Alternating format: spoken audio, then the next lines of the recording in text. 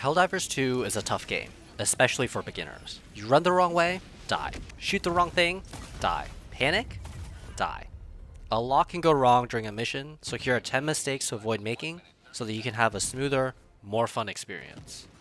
The first mistake is calling in your heavy weapons immediately, especially if you're joining a mission that has already started. After you drop in, always scan where you landed first and take a look at your map to check for any nearby enemies. When you drop in blind, sometimes the game drops you directly into a breach. The worst thing that could happen is enemy reinforcements getting called on your exact location and you having to run away from the weapons that you just called down. Now you're useless and unable to play the game for the next 4 to 8 minutes, and you'll likely need to be reinforced again because you're not able to deal with the patrols and heavy units. Especially during blitz missions that only last for 12 minutes and during missions that have complex stratagem plotting, you can really be screwed over if you call down your weapons too early or in an inconvenient location.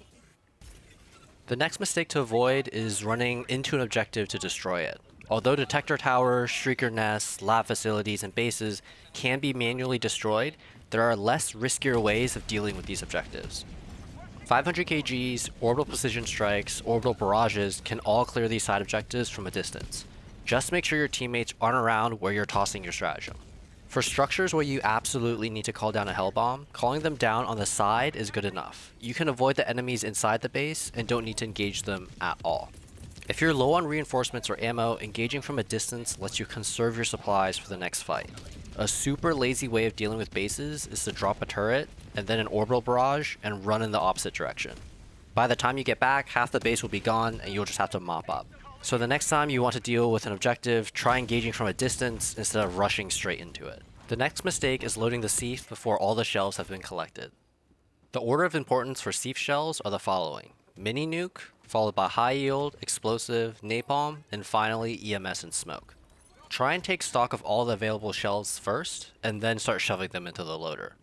This is also a superstition of mine, but every time I touch the sieve terminal, I swear 3 patrols spawn on my location, like the door of the Explorer.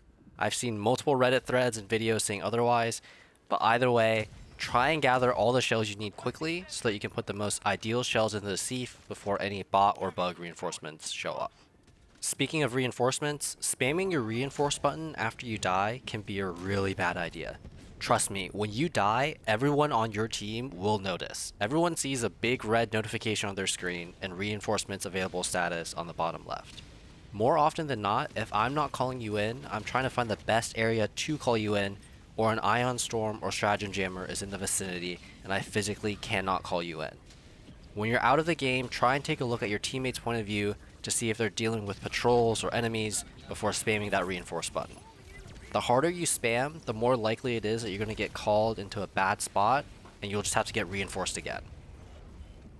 When using turrets, don't throw them randomly around the map. Turrets don't distinguish between your teammates or enemies, so they'll team kill in a heartbeat if a Helldiver is between the turret and the enemy. Instead, try and use turrets to cover off specific areas and try to call them down on the high ground so they don't mow down your teammates. Calling down turrets next to your teammates or directly behind them can turn them into a team killing nightmare. Turrets work best as extra firepower from a distance or to cover off a specific angle or retreat path. When in game, do not neglect using your map. Personally, I think your map is more effective than your primary weapon and stratagems combined. When I'm in a game, I have my map pulled up at least half the time.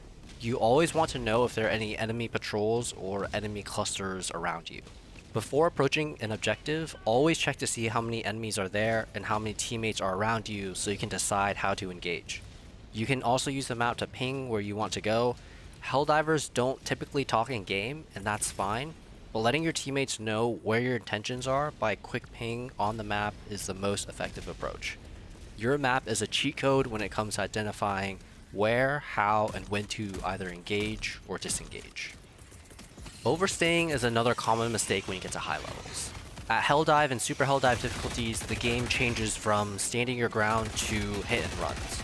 If you choose to stay and fight at higher difficulties, you can get stuck in a perpetual reinforcement loop because you can't kill everything fast enough. After the second or third breach, it can be easier to just ditch the objective you're on and come back later in the mission. The game can spawn an infinite number of enemies, but your cooldowns and ammo are finite.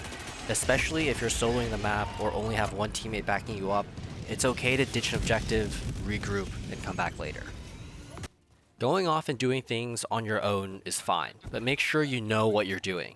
This sounds stupid, but I get a ridiculous number of people who die 5 times in a row in game and then rage quit because they were the only person on the far side of the map and they think their team abandoned them.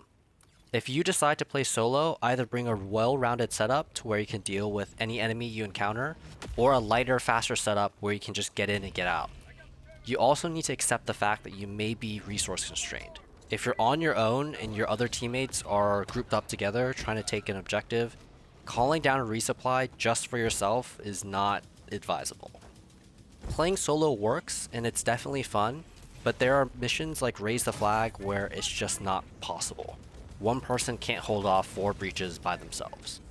So if you're choosing to play solo, realize that you're choosing to play at an even higher difficulty and you can always regroup with your teammates if needed.